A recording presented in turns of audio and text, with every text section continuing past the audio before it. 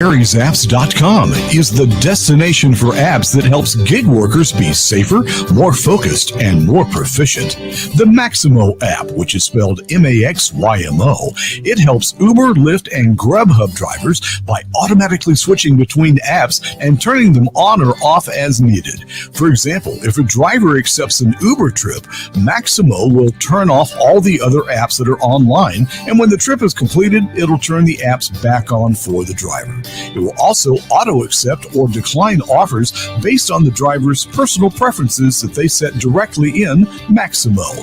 Then they have the Driver's Utility Helper app, also known as DUH, which is similar to Maximo, but is only for DoorDash drivers.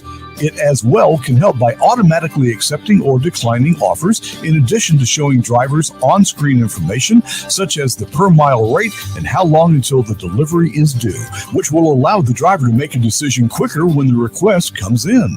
The last app is Flex Alert for Amazon Flex drivers. It takes the hassle out of tapping the screen for hours on end, which can be exhausting, by automatically tapping the refresh button for the driver and then alerting them when a new block appears. This way they can focus on a more important task, driving. Find out more at Gary's Apps, GARYS apps.com for more information and download the apps you need today.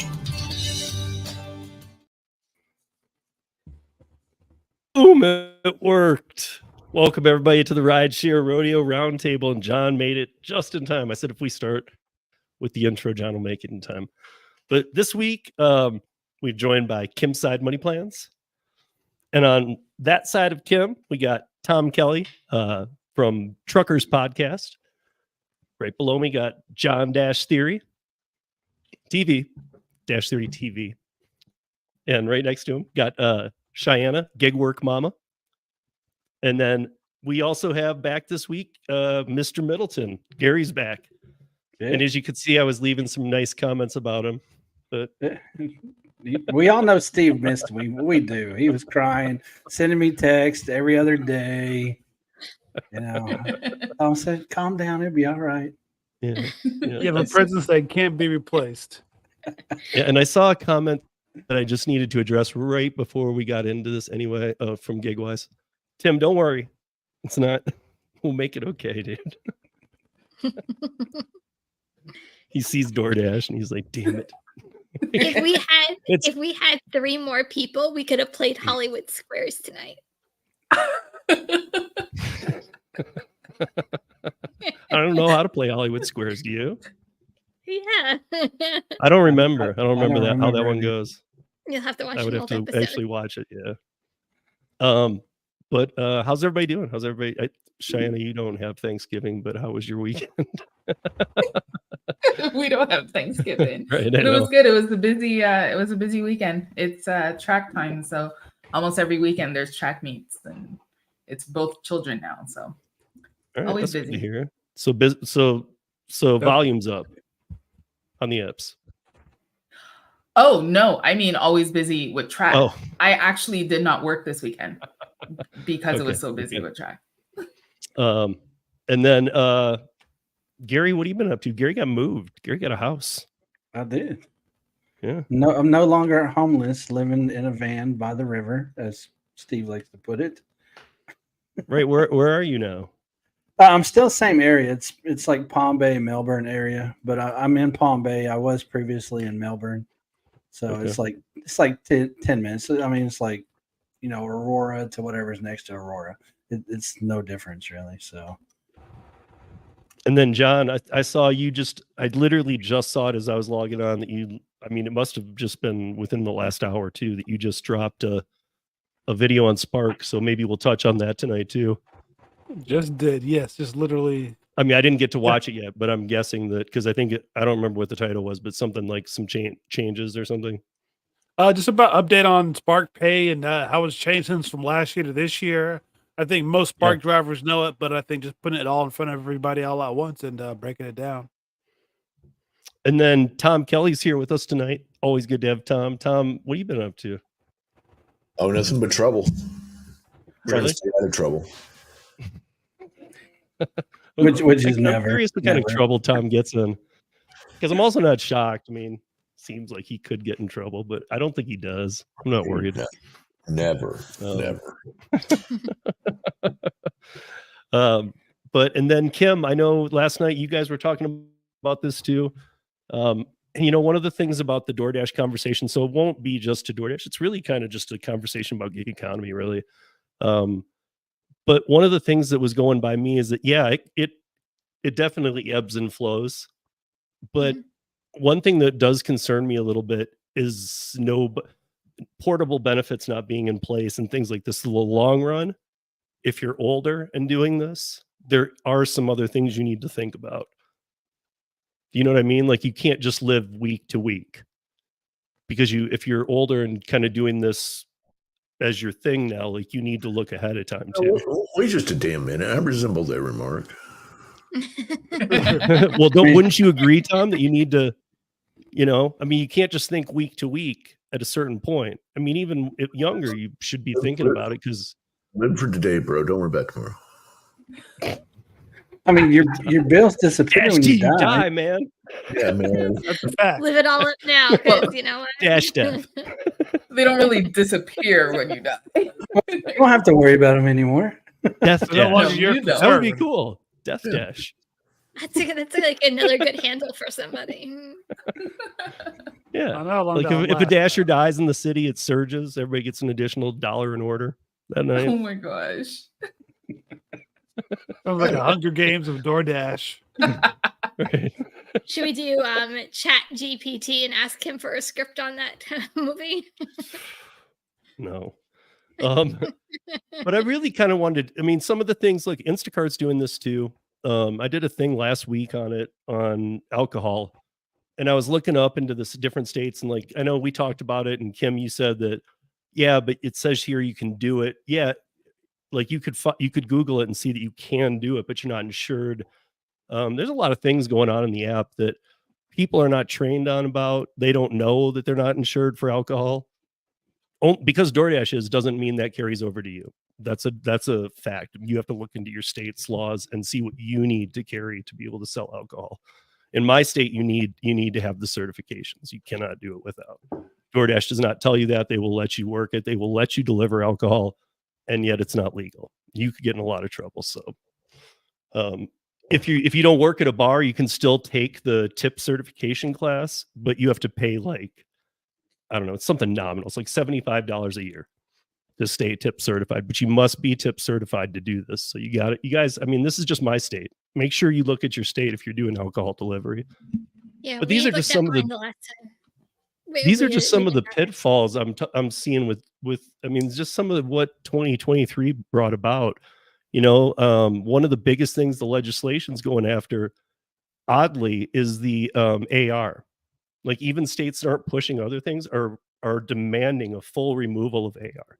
Even the psychological part, not just levels. Like with DoorDash, they've had it.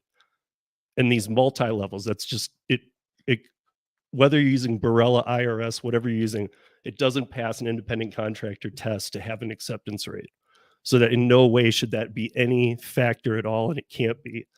And it's an issue in every state. That one's an issue in every state right now. But so we'll see. There's not a test out there that passes independent contractors. Well, even true independent contractors don't pass these tests. No, Barella, and I mean a traditional independent contractor can pass the Barella or the IRS test. It's just like ABC or ABC Plus or any of those. Yeah, you can't pass those. If you get legislation like that, you're screwed, because yes, we already know this. AB5 put out a ton of people out of business. I did a thing with Karen Anderson Tuesday. It was 3 hours long. We talked about the reality of AB5. Yeah, we know. 3 hours. No, it had been a minute though, Tom, and it was like it was one of the better pieces, really, from Karen. I credit Karen on this, not me. No, she did good. Putting up her finger. All right, stop again. That's what I told her in the beginning. I said I'll stop it every time after Venus speaks, and then you can bring us up to speed. And she's like, well, what if I need to like interrupt? I'm like, well, just give me the finger. And she's like, And I'm like, no. Just like, give me a finger. And then every time I'd get it playing, she was like 10 seconds in. I'm like, we're not getting anywhere.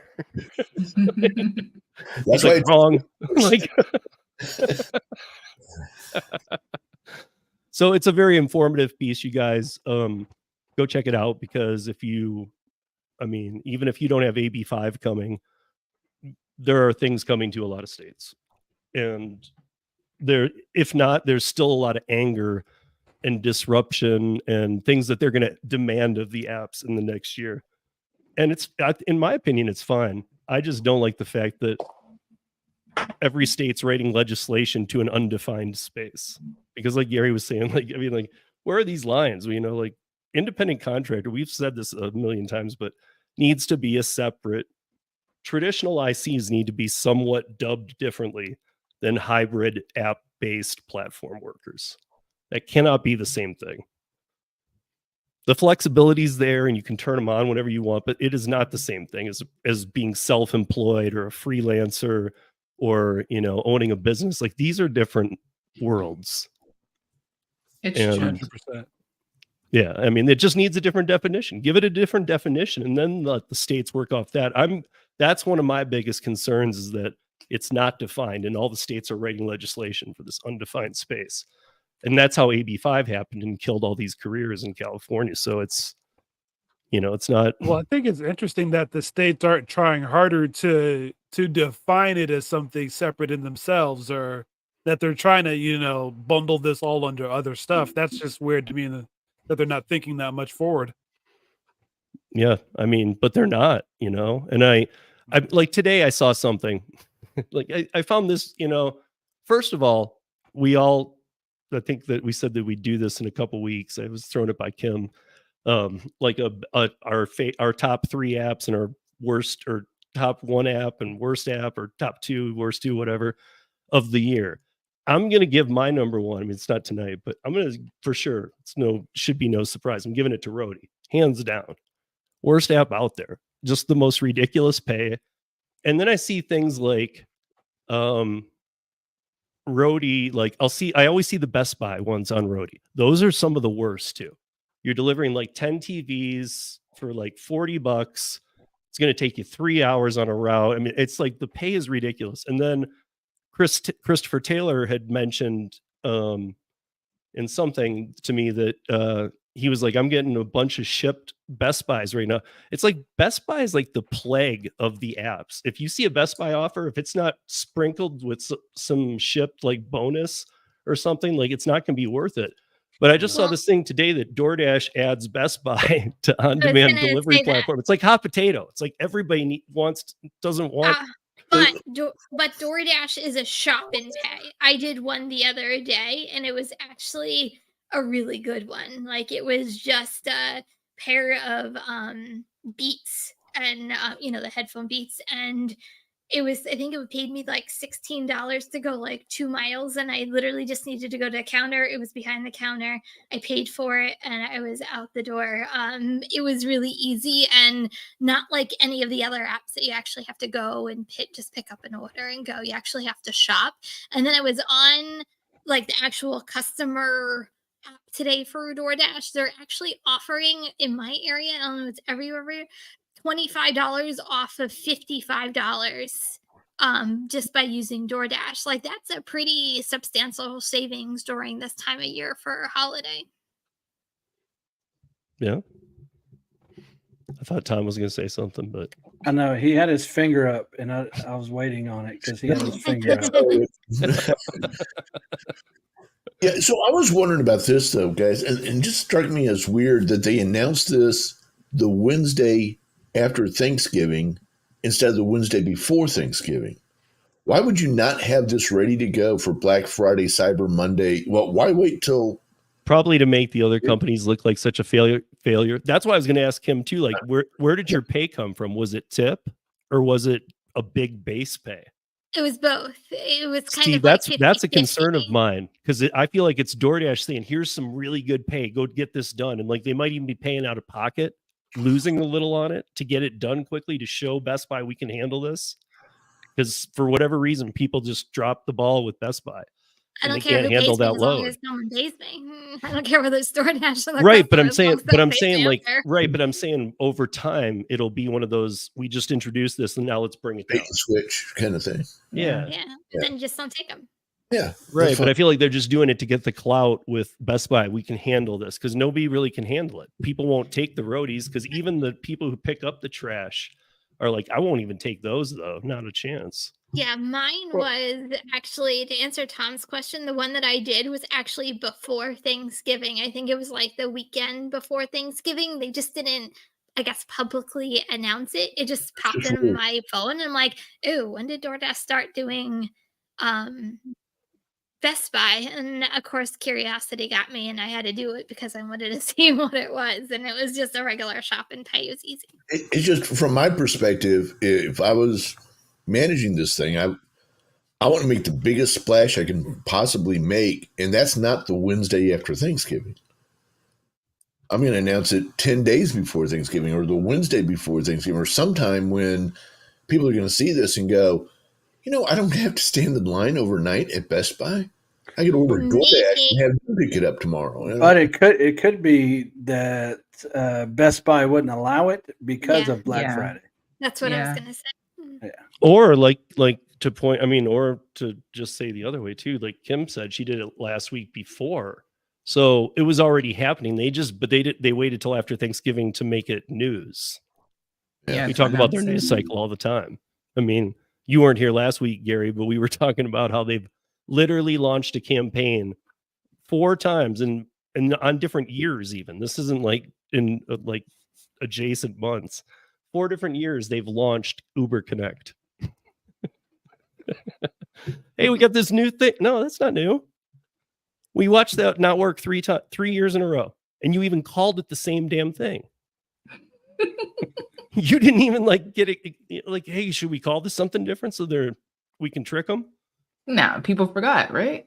Right. The creative team's like, they're just keep it. Fuck them. but that's the new thing now. If you want something to be new, you just call it new. Yeah. I don't know if you guys heard about this very new app, but it's called Driver's Utility Helper. Yeah. Just rolled out. Just go get it. The brand new. Yeah, brand new. But you got to update and everything. That's right. New and updated. 2.0. Yeah. I'm just saying, and I see Cody just put up a comment too, AKA low key drug dealing. Well, that's no joke. And it was. Again, it goes to the DoorDash alcohol thing. I think there's a lot of people out there doing work that they think that they're covered for because they think, and I get this, but this was what really makes me mad as a true IC is that there's people out there doing work who, are like, well, it must be legal because it's on the app. That's a good assumption, right? You would think that. You would think, how can I be doing this if I'm not covered? Well, technically, everything we do on the app is illegal. Everything.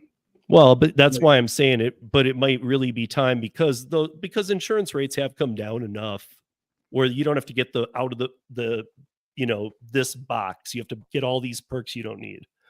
They've kind of tailored something to the gig app platforms where it's affordable. Yeah, I pay extra for the rideshare coverage or whatever they call it. Yeah. It's like $12 a month. It's nothing. It depends. There's a all you lot have of to say factors. is, I didn't know I couldn't do that. Yeah, that doesn't always work. You actually can't do that. Well, and therein lies my point, though, John. With alcohol, we already know. First of all, they don't have you insured. Your insurance doesn't have you insured to be out there. Like here in Colorado, if I were to say it, if I'm not tip certified and I'm delivering alcohol, and I serve to a minor, say, or somehow a kid got an adult to come over and then they had a party and it was like a high schooler party and one of them was drinking and died driving home that night or something. Do you know that's all going to fall on me? DoorDash doesn't have it and my insurance is going to walk away from me like nobody's business. So that's why I say to you guys, really be not only make sure you're covered properly, but when you find out what it's going to take to get covered properly, even see if it's worth doing those orders. That's my opinion. I disagree to a certain extent, Steve, because they don't want blood out of that turnip. They're going to go for the money. You're nothing. They can't get enough money out of you. What do you mean? If you liquidate everything, but we've seen this happen a million times, and everybody always says they'll go after DoorDash, not you. But you know what? They never can go after DoorDash. They always settle with them. I mean, but they always just, if it gets, I don't know, it somehow always gets kicked on. Look at what happened to the Uber driver from Phoenix. Yeah. I mean, we watched that court case get moved out of John's, out of Maricopa County into the adjacent county, so that it could get a Uber biased trial, and then they dumped the whole thing on that lady who was making $20 an hour. How did that finish up? What was the end story on that? We just saw the end. What was it? We talked about that a few months ago. The lady got she ended up. So I think the company got off basically, and the lady was facing some charge. Right. And I don't remember how exactly her. Right. It was all her through court. That's what the evil story was. It's like the last, at the end of the day, years her she lap, has basically. spent with attorneys that she can't afford. It says here that she pled guilty to 1 count of endangerment and was sentenced to 3 years supervised probation with no prison time. So she got less than a slap on her wrist. She got a little record thing, but Uber got nothing.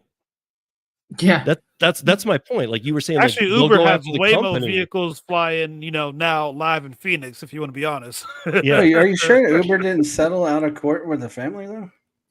Well, no, that's what I'm. If they did, that's yeah. I mean, if I can't remember that part of it, but I don't even know. But if they did, look at how they're out of the media and how it was all put. I can't remember her name, but when we were talking, when it was happening a couple months ago, we were talking about her name, and I remembered her name too, but. Like they've somehow branded that whole issue like that. If you're really in tune with that world, you would put her as the name that you would account to that story, not Waymo or Uber. Yeah, should be Uber did settle out of court too. They would have made her do like an NDA with the family and probably had something where, the family can't say anything bad about Uber the rest of their life. I just wonder how a jury comes to the conclusion that this $20 an hour person is in charge of this autonomous vehicle, no matter what was going on with the phone. I know it's a big issue. And she says she was listening, but it's like all the people who drive gig work who are in the chat right now, we all watch YouTube. I don't watch it while I'm driving. I'm sure a lot of people say they don't, but I'm sure some people do, maybe. I don't know.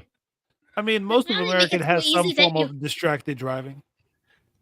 Well, you know what, though? If you YouTubers would be better and know when I'm going to be working and not stream during that time, you could help me be safer. Yeah, I think the fact is that we're podcasting right now.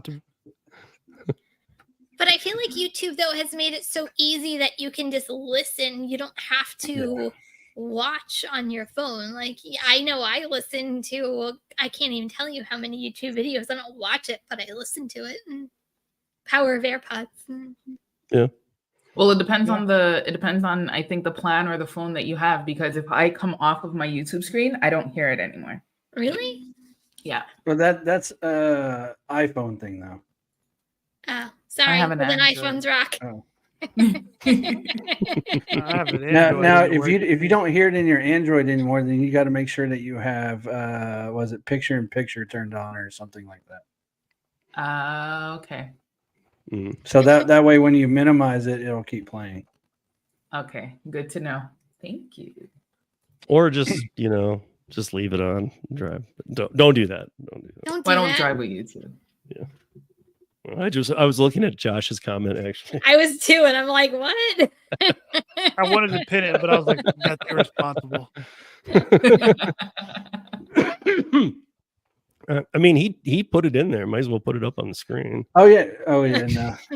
Oh yeah. It could be a YouTube Premium thing too. I didn't even think about that, Josh. Yeah. So YouTube Premium, you can do it because my boyfriend I don't has have YouTube Premium, and he could do it. See, I have YouTube. Well, it Premium. depends on the video type too, because I know there's certain videos, and it depends on how you minimize the video. There's a lot of little nuances.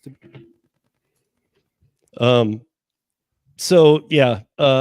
I don't know what else were you guys talking about DoorDash, because I'm trying to relate it to, like, if you, Kim, if you were to sum up DoorDash in 2023, Like maybe put it in, you can either do it into 2 halves, first half of the year, second half, or into like quarters if you want.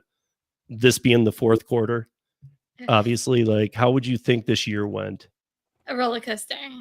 I feel That's ending on a high, or is it kind of like ebb and flow that goes down more when it goes I down, think and then right it comes now we're back in up a a little? down. I think we're in a down. We're in the slope of the hill. Still You going know, down. yeah. I think I would like to say that the rock bottom for me with DoorDash came when they cut base pay. I mean, 75 cents is a lot of money for drivers to lose. I mean, I've broken it down a couple of times, even just for me. I mean, I do 100 deliveries on an average per week. It's $75 per week. It's $300 per month. It's $3,900 per year. So, and my I think my biggest grievance with it is they cut base pay, but just because they cut base pay, I still have bills. My goals don't change just because I cut base pay. So you have to, as a driver, become more creative in how you are gaining your money. So you're not spending more time out on the road, because I feel like that's what DoorDash is trying to do. Like they're forcing people to stay out longer to make up the money that they're losing. And that's the part I have a hard time with. So I just think this rollout was a mess. And I think that's why we're on the slope of the hill. Tom, when you were doing rideshare, what were you making on average? I know it wasn't like a full-time thing. I know it was just, but like, what were you making on a decent night on average? That's a fair question. I'd have to go back and look. I just don't remember off the top. I mean, just a guess. I mean, if you did a few hours or what were you making an hour? I would make a few $100 each day, and I worked mornings. So I got up at 4:30 and went to a large group of hotels. Got there between 5 and 5:30, and from there I had easy access to the smaller airport here in Houston, the medical center downtown, all that kind of stuff. So I usually had to wait between 10 and 20 minutes. And then I was off and going. I usually didn't stop until about noon. Well, that's not true. I'd usually catch up with some other drivers for breakfast around 7 or 7:30 while we waited for the things to really kick off. They have a whole lot of flights that land at Houston Hobby between 7:30 and 8 o'clock. So we'd eat breakfast between 7 and 7:30, make a few $100 and call it a day. So fair to say 30 plus an hour. Okay. Yeah. I mean, because I'm just saying, like even Gary, I was asking you, like, or I was telling him because I was doing that DoorDash. See, and by the way, guys, if you were a couple people commented, you can't base it on that 2-hour window. I'm not. I'm going to do like a couple a week, just for the next few weeks. It's not to make my money. It cannot replace curry. I know this. Like I was getting better curry offers while I was doing the dash, and that was like middle of the day when normally I don't even get curries. Too many, and I got like 4 during that time that I saw 9 DoorDashes. I saw 4 curries, all that would have made that time better. That DoorDash video was wow. That's because he's not a real gig worker. What do you mean, dude? You know what? I guess here's my point. You're so I adapt. spoiled. You are but I adapt, dude. I get up at 5 in the morning, Gary. To do None of you guys get up at 5 in the morning, man. I get up at 5 in the morning and go pee. I'm just saying, like, if I have a longer pickup, I get up at 4:45 in the morning to make, because my first one's at 5:30, but you also stop working before all of us because I'm put in 8 hours by noon. Because you have a good curry market. Yeah. But if you had I guarantee, if you had a good DoorDash market, you would be doing DoorDash. If you had good Uber Eats, you'd be doing. But Uber it's Eats. strange, even Tony saying, that if you're not in these top tier programs, forget it. Like You're not. If you don't have the pizza program, you don't have the LOP program, you don't have priority. You're gonna have terrible luck. I told you, what was it, yesterday or today? Yesterday I did 19 DoorDash orders, just DoorDash. Yeah. And that was just between the 3 hours at lunch and 3 hours at dinner. So it did end up that Tom, I did a 2-hour dash. I don't know if you know this, but I did a 2-hour DoorDash, and everybody treated it like, is this a joke or what? Like, you can't base things on one. I'm like, I'm just trying to get a feel for it. Like I'm doing one tomorrow evening to see what a Friday evening is like, because I remember what it used to be. It's not what it used to be. It's not the same. Like even the amount of orders that you get. Like I remember that like my rating would drop so quick because the volume of orders was like 10 per minute. They were just all horrible. So I'm like, no. So it'd be like, we drop a percent. Now it was like, I didn't get enough to change my percentage. So it was like, I'm going to agree with Gary though. Like now with DoorDash, like it's all about their programs. Like if you're not on the large order program, if you're not, in the priority for shop and delivers, if you're not, in the top tier program or priority, like it's almost like it lessens and then you start to see like some of the orders. I mean, but there's still people who are like low acceptance rate. Let me say this, Steve. Say they do good. Even your precious curry is the same way. We found that out whenever I came to Denver. Steve has a full screen of offers. I have 2 whenever I was up there in Denver. We're in the same place. He has a full screen. I have 2. That's a little different, dude. They don't have a program. It's just they're like, no, they don't have a program that they tell you about. No, they don't have a program that they tell you about. That's the difference. DoorDash says, get this. Uber says, get this. Lyft says, get this. Curry and Delivered, they just hide it from drivers. That's fair because it's tough to get that first curry too, even once you are accepted. I admit that it's very tough. Uber has tough for me. Okay, for Uber, they got the tier program. You got the platinum, the diamond, blah blah blah. The higher tier up you are, the more orders you see first. It's always been that way. They've publicly said that. Diamond drivers will see something before a blue driver. Right. So I guess another way to think of it's like, okay, so all the orders are coming in. The diamond people are going to see them, and then they get first shot at it. Then the next level, right. And then it all funnels to the bottom. That's why the funnel at the bottom is a lower flow. That is why DoorDash copied that same exact program from Uber. That's why now they got the tiers as well. Yes. Yeah. Interesting. That's why you have the. I'm like bottom of the bottom with Uber, and my phone goes off like crazy. Yeah, but are they great offers? That's the thing. Uber is my number one app over here. I mean, now there does come to a point. That's like we came to a point. I think it was last year we was talking about this with Mr. Flex. If your market is busy, tier programs mean nothing. Yeah, they just do. If your market is so busy, tier programs mean nothing because there's so many orders that's going to be flooding the market. It doesn't matter. Mm-hmm. But if you're in a smaller town, you definitely see the impact of those. Mm-hmm. I see it with DoorDash. I don't see it with Uber. But so I already asked all you guys this. Then we'll hit on a little bit of spark with John too. But I want to ask Tom this because he wasn't here. So. Tom, I don't know if you remember Lou and Mary Long Island Dash experience, but I did a thing with them a while back where Lou gave a really different impression than I've really thought about. I don't know why I didn't either, because it's one of those ones that just clicked with me when he said it. It resonated. He was saying that like at this point, and I'm not sure if you even use these apps ever. Like I've used them only, I can count it on one hand kind of thing, like food delivery, but he was saying how, we're so out of the pandemic times. We're in a recession, inflation's high. He's like, he was like saying like, he thought 80% of the people using the food apps can't afford to use them right now. Hence no tips. They bottom line, like even though they're doing it, they can't afford to. No. They've developed bad habits, bad behaviors.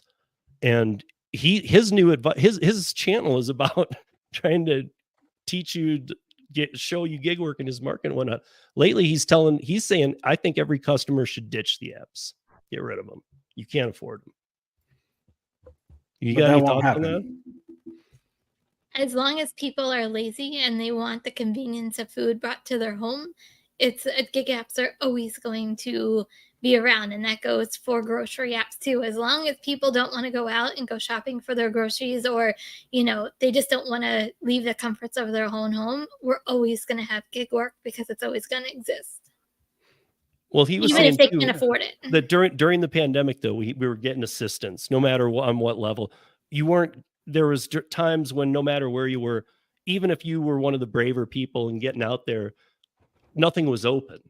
So like these food platforms were almost like a way of enjoyment. I mean, you guys remember when the movies, like premiere movies that would be in a theater, were just at home. You could just rent them for $20 and watch them like when they should be in a theater. This was just what was happening. So it was almost like fun to get food too. And you were getting some kind of stimulus, this, that, and the other. So it was like you weren't doing anything else. His point is that now the fees are up, tips are down, and he thinks part of it was just that people can't afford this and they just don't even know it yet.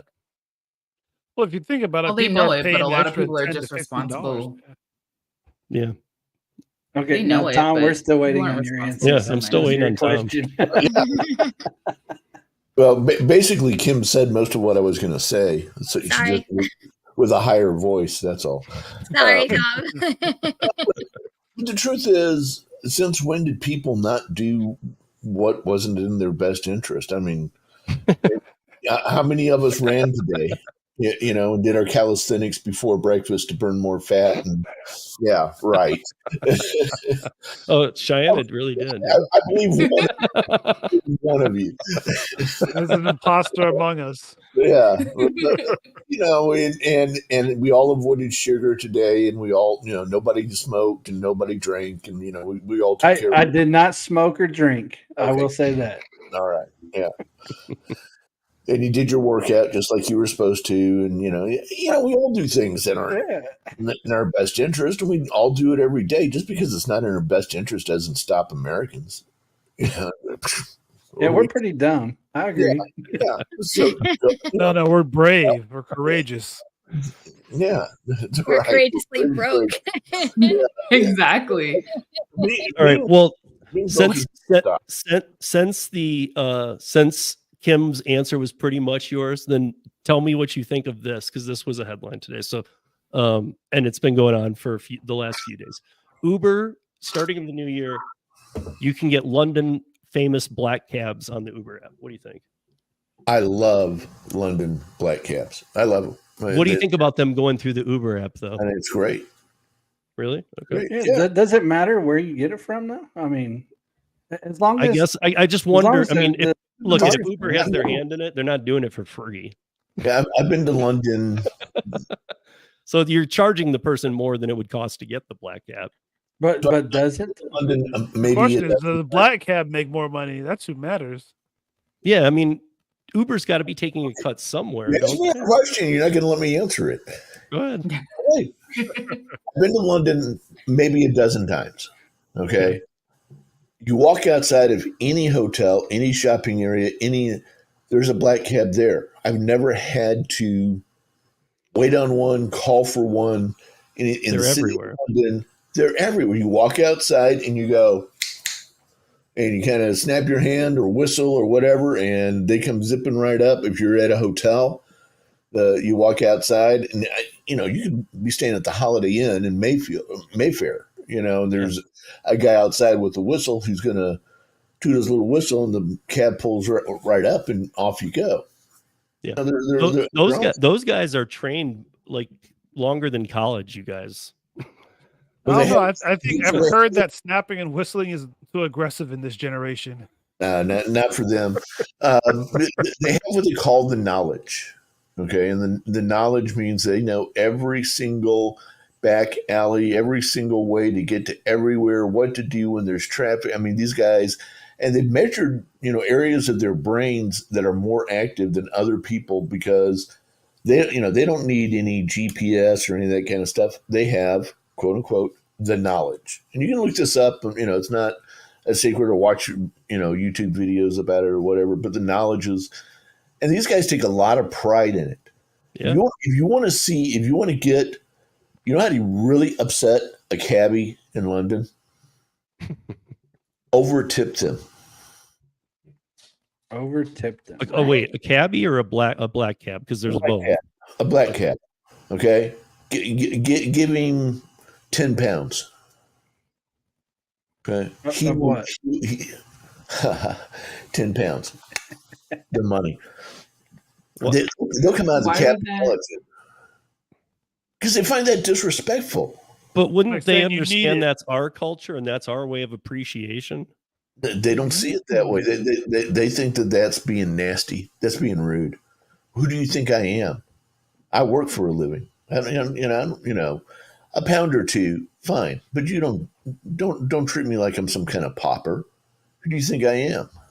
Is it like a pride thing? I thought you'd like my tip, man. Here's 100 pounds. No, I mean, they've come right out. I mean, out of the put it back in your wallet and you go, I'm sorry, you're so woke. Look, I'm talking 20, 25 years of going over there and seeing these guys. I mean, they take pride in what they do. Yeah, they do. And you know what? The other thing that they've always had, and you may not know this if you've never ridden in a black cab in London, they have little two-way speakers between the driver and the back seat. So you can sit there and talk like this, and they hear every word you're saying. Okay, so you can. They don't look that big to begin with, though. How are they not hearing you anyway? They're pretty big. Pretty big. There's a pretty big distance. I mean, Steve, the only way we can solve this issue is we got to go to London now and take a black cab. Yeah. I mean, it's in the name of research. Yeah. Layover and record it on YouTube so that it makes sense. And then I'm going to let you tip them the 100 pounds or 126 USD, and I'm going to watch him punch you in the face. That's right. Dude, be recording on TikTok too. I'm sure they love that. Like, do the works, man. Oh, yeah. Really piss them off. No, I've not been in there. I've not been over there in the last 6 years, so I don't know what kind of influence and driver change. I hear it's different now, but I haven't been over there myself in the last. That's going to be my question too, Tom. When was the last time you went? Because I know, like tipping in Australia, 7, 8 years. It's not normally a thing, but since the gig apps have came out, tipping is becoming a thing there now. Yeah, and it might be, there might be a completely different attitude, and certainly, the announcement this week, they're going to have to understand that. In the Uber culture, that's part of that's what you should do. Most people do. Come on, most people throw on a tip of some kind. They're just going to have to understand that's part of it. But I don't know where their heads are at this point. So but I mean, the difference too is like what you're saying, Tom. The difference too is that these black cab operators or owners or however that works, they. Obviously the set price is enough that makes it work for them, and that's worked for many decades. Yeah. But I'm saying, like, if they're turning down tips, they live well on whatever. The other thing with Uber too, they're going to tip them after the ride, in the app, so they're not going to see it until later. They're not going to be able to confront them. Well, maybe Uber just is like, since you guys don't want it, we'll just keep it. The friendlier version. We'll just keep it. Yeah. But what? When you're ready for the next topic, I got a topic I wanted to bring up. Okay, bring it up.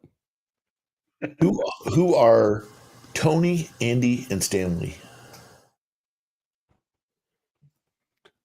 Tony and Andy are DoorDash CEO and CTO, and Stanley is the COO.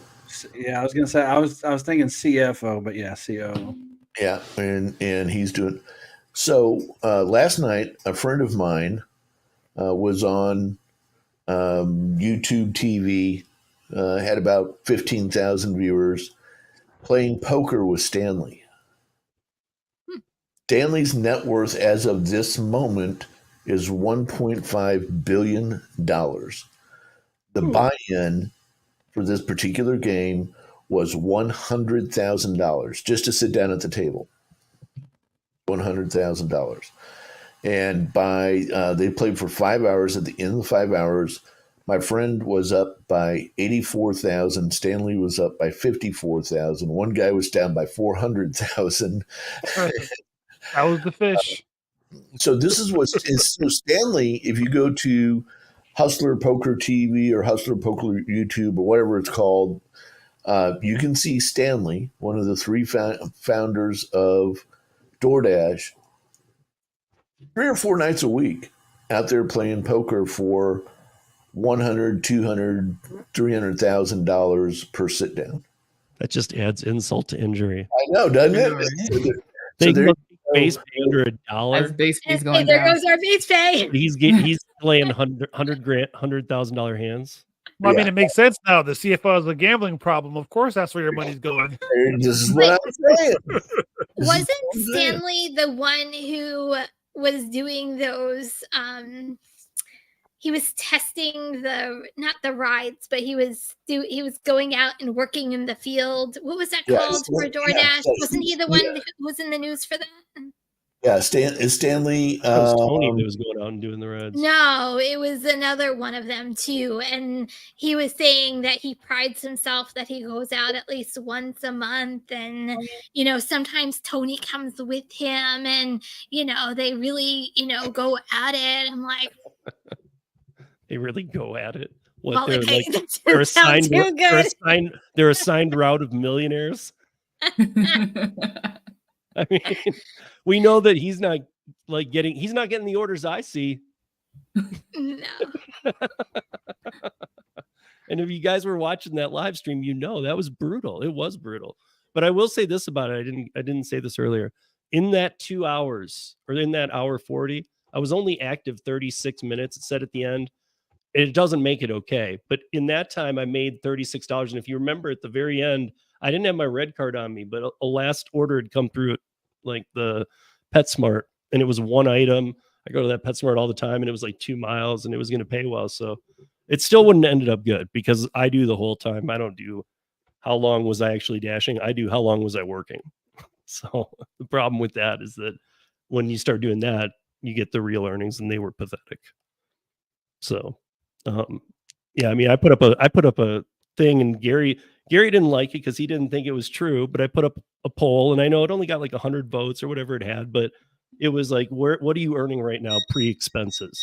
And I had like 17 or less. I had, 18 to 21, maybe 21 to 26, and then 27 plus or something.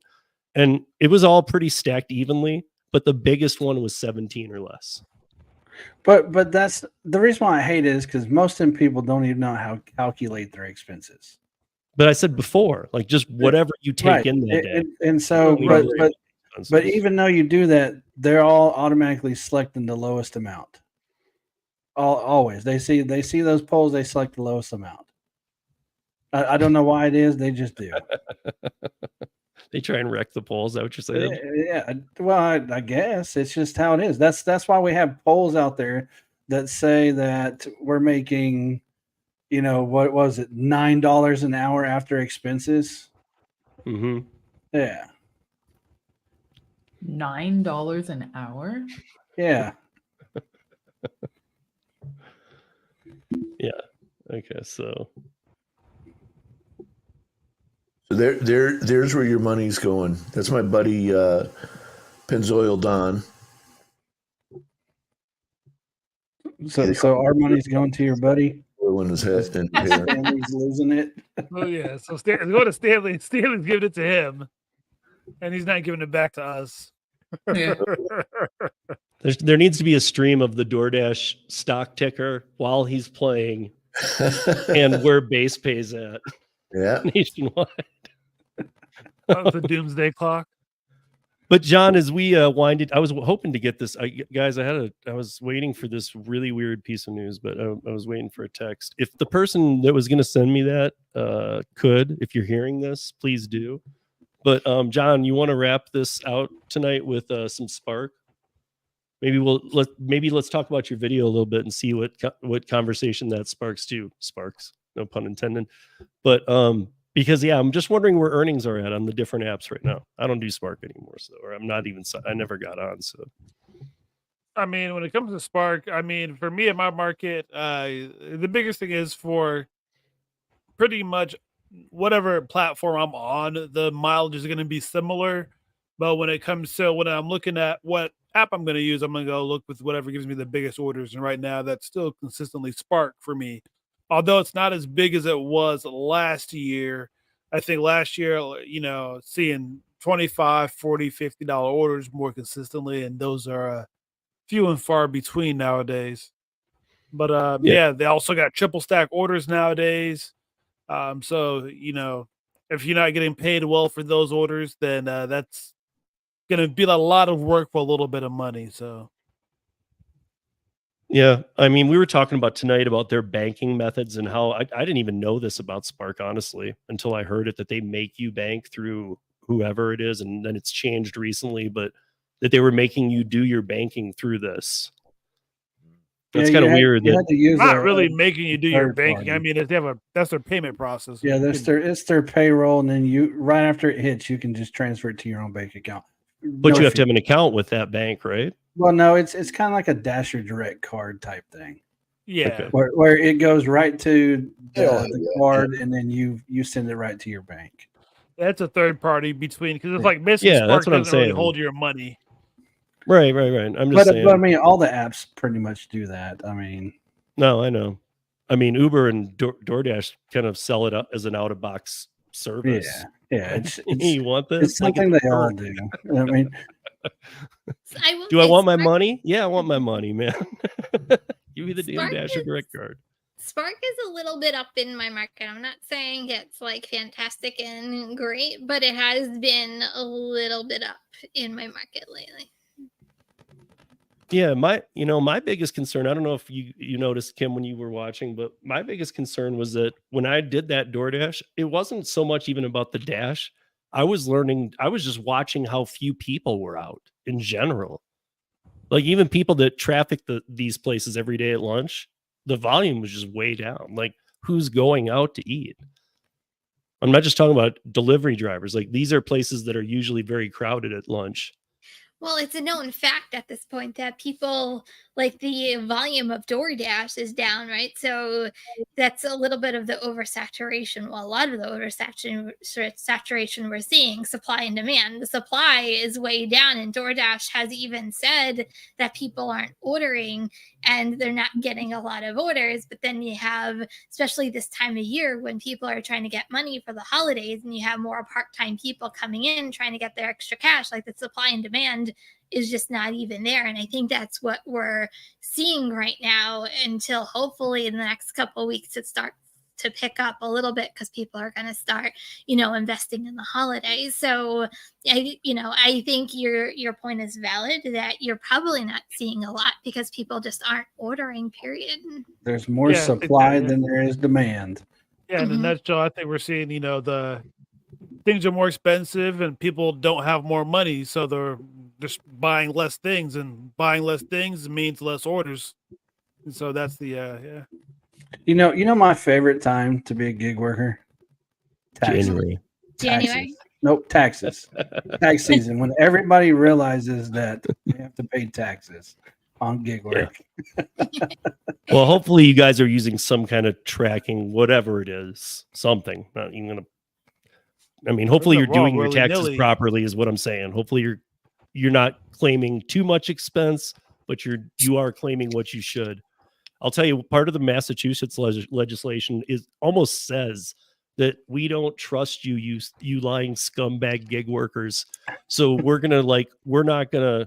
It's like they're trying to demote your miles too. Somehow they're gonna pay. I don't even understand this. They're gonna pay you 28 cents. And then you can write off another 30 cents, but you should be able to get 65 cents, but they're only going to let you get 53 total. If they make it complicated, nobody will do it. Complicated stuff there.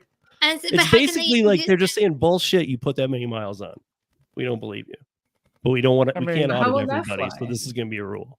But isn't the 65 cents a federal thing? Like it doesn't. Yeah, but the state's on it too, so they could just pull out of their portion. Oh, the state tax. Yeah, I thought you meant federal too. I'm like, how does that even work? No, so it's just weird to me. They really don't trust that we do our taxes correctly. I'll just say that. Well, it's because a lot of us don't. Well, a lot of people don't do their taxes. Yeah, but it's not just gig workers. A lot of people don't in general. Yeah. Because they make it so darn It complicated. doesn't matter. It doesn't matter what you do. I would think it's pretty evenly spread, in fact. So, Steve, are we just on for 1 hour tonight or 2? No, just 1. Oh, that's good. I thought we were on for 2. Okay, so next time, I want to ask you, maybe you can tell me between now and next time, as you talk to some of the different people who you talk to, I have learned about this whole area of gig work where people essentially pay where they work to work there. Well, oddly, the contracts for the app say that we are paying to use the service Uber. Right. So I'm wondering from people like Karen or whoever, where's the law? Or what are the laws around that as far as how AB5 and those kinds of things would be applied to a place where you're paying to work there? Well, are they paying to work there, or are they paying to use the technology to connect with other people? They're paying to work there. I'll give you an example. If you are a dealer at a poker house in Texas, you typically pay 10% of the tips that you make back to the house to work there. So it's some type of like a rental or space fee or some type of. No, like a beautician paying for their chair or their rental over their chair to. That's what it kind of reminds me of, yeah. So at the end of the night, and I know this because I'm the guy who collects the money. At the end of the night, they walk up to me and they hand me $500 in chips, and I give them $450 in cash. The house keeps 10%. That's how they get paid every night. That's interesting. Okay, so and the same thing for the server. You wouldn't. Well, okay. So, but in like, I'm going to apply to rideshare. In the rideshare instance, you wouldn't be able to because you wouldn't pass the B prong because you're doing the same business as the business itself. But you're not. But the business themselves aren't paying you. Nobody's paying you, but the people who are sitting there in the seats. But you can't be in the same, dude. That's how bad the test is. You can't be in the same line of work as the everyday business of the business. They're not employees. So they're basically the house is essentially taking an exchange fee for exchanging chips into cash. Well, I was going to say we do the exact same thing as gig workers. Technically, it is gig work. Well, no, I'm saying technically, as far as we do the same thing. Yeah, we get paid from the customer, and then Uber, for example, takes out their cut, whatever the percentage, and then they pass along the remaining amount to us. That's the same thing.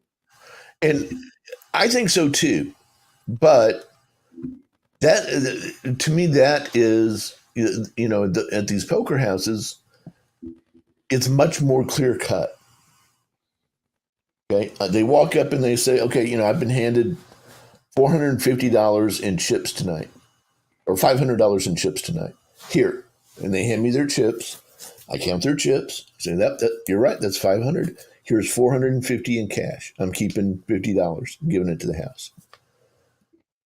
I think I'll ask Karen for sure, but I think somewhere in there you're going to get tripped up with AB5 and the ABC test. But there's no money that's being exchanged between the house and the dealer. I mean, I'm not. But you still need to prove your line of work. But you're still collecting the money and paying them. I'm just picking up chips and giving them less. But it's the same thing, though. You're collecting the money and then paying them back minus your fee.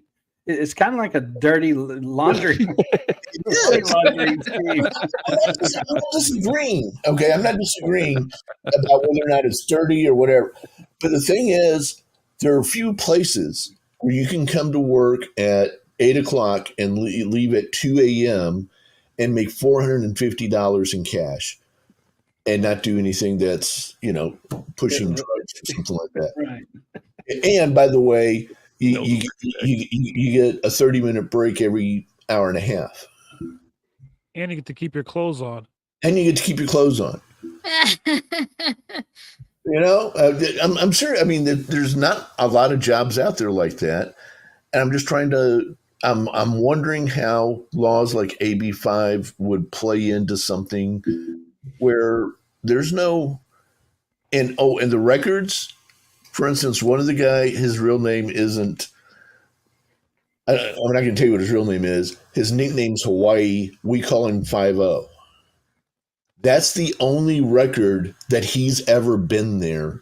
Is 5-0, $500, $50, $450 in his initials. Okay, I got a question. I got a very important question for you. So far, I'm feeling like is there a secret knock to get in this place? And is there guys that talk with an Italian accent that come collect the money from you? I already showed you a picture of the guy with baseball bats. Yeah, I already showed you a picture of the guy who owns the place. Just a little pat down on the way in. It definitely sounds like a mafia setup here. I was going to say it reminds me of that dude who's in court right now for the cryptocurrency. It's a casino, I would assume. There's hundreds of poker houses all over Texas, and this is the way all of them run. The only question is, are they taking 8, 10, or 15%? Well, the question is, Doyle Brunson used to play. Do they have legal business license from the state of Texas? Because if not, well, how does the accounting work for this? It doesn't. Yeah, no, they have a business license in the city of Houston. They're a nonprofit. Well, I'm sure they have a business license, but what about like accountant? Like my accountant mind is just going crazy right now. That like, how do they? Oh, that's a different. That's a full. That's an episode called Cookbooks. Yeah. Different discussion. Lined pockets. But in season 6 of The Sopranos. I think there's an episode about that, maybe. Yeah, I mean, all I was seeing just was like dirty, nasty underground organizations as you described that. But I would need to see more, I guess. I don't know. It's a very, very nice place. It's right out there on the main strip. It's nestled in between the Brazilian restaurant and the Japanese restaurant. Appreciate you. I'm sure it's nice and all, but what's their revenue when they do their taxes? $0 since they're a nonprofit. 5-0 wasn't actually there. They're 501c3. Different conversation.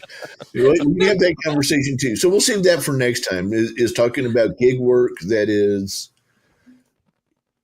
different. That is not gig work. Yeah. Hey, that is a 1099 independent. The first thing I was trying to relate it to was sugarcoat the crap out of this organized crime. Well, the first thing I was trying to equate it to was Winolo. I was just trying to find a way to equate it to at least that, like how because that app is different. That app is like temporary work, right? Sounds like an episode of. So here's the thing. I'm putting this out there. exist. I'm putting this out there ahead of time. If anybody ever gets a picture of Tom being raided in a poker house, I will pay you $100 for it. And then, but we also, how are you getting that picture? Why would you just be asking for 100 if you have that kind of level access and you're doing it? Like, okay, I'll go do it. Like, But hey, I did text the person, and I do have the official go to say this. So in about an hour, this is as of today, because I saw it earlier and I was like, no way, this is ridiculous. But in an hour, and Tom, the Sacramento Bee, right? Oh yeah. In an hour, they will be dropping the article from today. Legendary discovery: Bigfoot's existence verified in Northern California. Seriously? No, but Tom, the Sacramento Bee is a legitimate. They are, but you might not like everything they say, but they're legitimate. This is weird. I'd seen this other places, and it's coming out. It's dropping in an hour. Okay. Wasn't there like a show chasing Bigfoot or something like that was on like a couple of years ago where they went into the woods? Wasn't there like an actual show like that? They didn't even go to one section of Northern California. They went to multiple states. One was in New Jersey. That I do know. I thought it was like an episode of Scooby-Doo. I don't know. It's a very real article, guys. Just because he's blurry doesn't mean he's not real. Well, hey, I'm just gonna this in, Steve, and this is going to come out on the Houston Post defunct for about 7 years now. But the Houston Post is reporting later tonight that UFOs do indeed. Hey, Tom's having audio problems, but get this, guys. I'm just kidding. That article is not coming out. By the way, this will be used if everybody on the panel agrees. That little minute and a half segment where I said that will be used in Tremaine Hayhoe's upcoming movie about Bigfoot. Okay, good. I need everybody's permission though, because he will have you in the credits. Good. He's out there listening, so he knew I was going to pull this at the end. It's more for the facial reaction. I think we're all like, what? I was like, what? We all like, that's the dumbest shit we've heard all night. What does that have to do with DoorDash?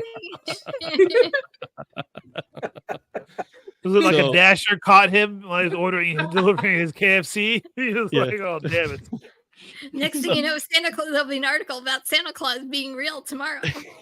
You cut the curtain. Program brought to you by Hayhoe Studios. That's Hayhoe Studios right here on YouTube. Be sure to check out all of their movies, including Rideshare, the movie. You guys, really, I mean, he's putting the final footage together. In fact, Ryan Welty sent him a video today too. He asked him for one because he's in North Carolina where another situation with Bigfoot had gone on. Tremaine's been all over this Bigfoot thing, so he made this other movie too. It's had this side project going, and he's like doing final edits the next like 3 days. So, but he wanted this piece in there, so cool. I said I'll do it. I said I'll pull it spontaneously at the end on him. And get their reactions. He said, perfect, man. So, yeah, it will not be out in the Sacramento Bee. I hope it wasn't a problem that I used an actual paper. They're going to sue you now. Who's going to dub it? Jermaine, you're going to have to blur out the Sacramento Bee part. Just beep it. Like, scratch that. Let's do it all over again. But the funny thing is the scary thing is Gary and I are like, that's not where usually they look for Bigfoot. And how would we even know that? Me and Kim know where they look. That's the bad part. Right? Isn't he a Pacific Northern California sounding good to guy? me? I thought he was like a Washington State, British Columbia thing. It's like Wyoming, Montana, like down to Northern California, maybe. I don't know. But I guess that's where his that was Tremaine's West Virginia title too. I said you got to give me a newspaper front page article title, and he sent me Legendary Discovery: Bigfoot Existence Verified in Northern California. Oh my goodness! You probably would have been like better with like South Carolina or something like that, or. Oh no, I thought it was cool. But yeah, if nobody has a problem, you guys will all be in the credits. Ryan Welty's gonna be in the credits too. So otherwise, he said I'll have to blur you out and mute you. We'll be a blob. You just can't sue him. Use AI over you. You ruined it for him, Kim. I know. I'm sorry. But yeah, guys, that's a wrap. We'll all be back here next week, and we will have a plethora of topics. Is that a word? Is that used correctly? Yeah, like, that's a big word you got going on there. Yeah, that was used correctly. Yeah, a myriad, a plethora. Both of them. You sounded great until you had to confirm you used it right. You should just kept going on. Yeah. Waited to see if somebody called you out for it. Well, I was proud of myself for using it correctly. I was just double checking. But guys, thanks for joining us tonight. I know we really didn't get over to the chat.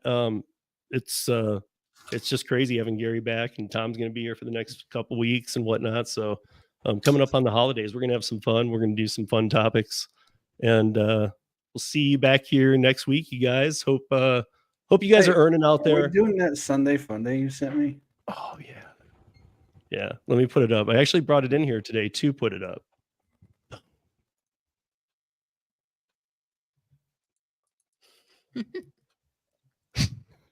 And that, if you guys remember the rules of Sunday Fun Day, look, it's December 31st happens to be a Sunday, but it's just, that's why I put the ELE, and that's why Will Ferrell's on there. You know, it's not just Go Tropics. It's everybody love everybody. can't come on unless you're practicing ELE. Like no being a jerk on Sunday Fun Day. We have too much fun. There you go. Yes. So with that said, you guys, we'll see you back here next week. Thanks for watching. Peace. Peace. Thanks.